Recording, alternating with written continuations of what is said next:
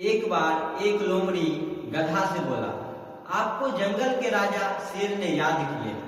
तो इस पर गधा बोला कि आखिर जंगल का राजा शेर और हमें क्यों याद करेंगे।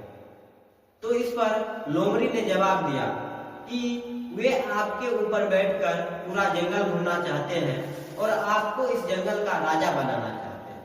इस बात को सुनकर गधा को उस लोमड़ी पर भरोसा हो गया और उसने तुरंत शेर के पास चला गया।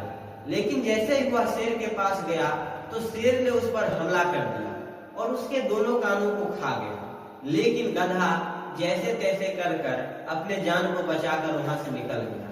लेकिन रास्ता में फिर से उसे लोमड़ी मिल गई और उसने लोमड़ी से बोला कि तुमने बोली थी कि शेर तुमको जंगल का राजा बनाना चाहते हैं, लेकिन उसने तो मेरा दोनों कान ही खा गया। तो इस पर लोमड़ी बोली कि वे आपको मुकुट पहनाना चाहते हैं। यदि आपका कान बड़ा बड़ा रहेगा तो आपको मुकुट पहनने में दिक्कतें होंगी।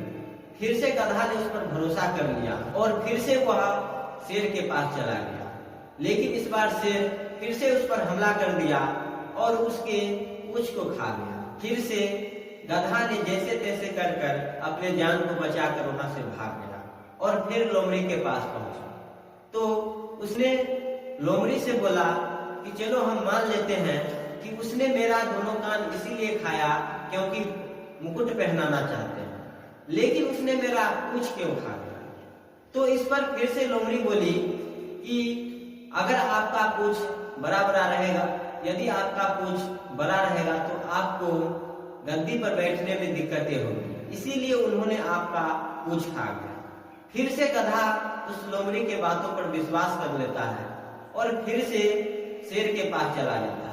लेकिन इस बार शेर किसी भी प्रकार की गलती नहीं करता है और उसे एक ही बार में दबोच लेता है और उसे खा जाता है। और खाने के बाद डकार लेते हुए बोलता है लोमड़ी से कि इसका पूरा शरीर हम खा गए, लेकिन इसका दिमाग कहीं नहीं मिला।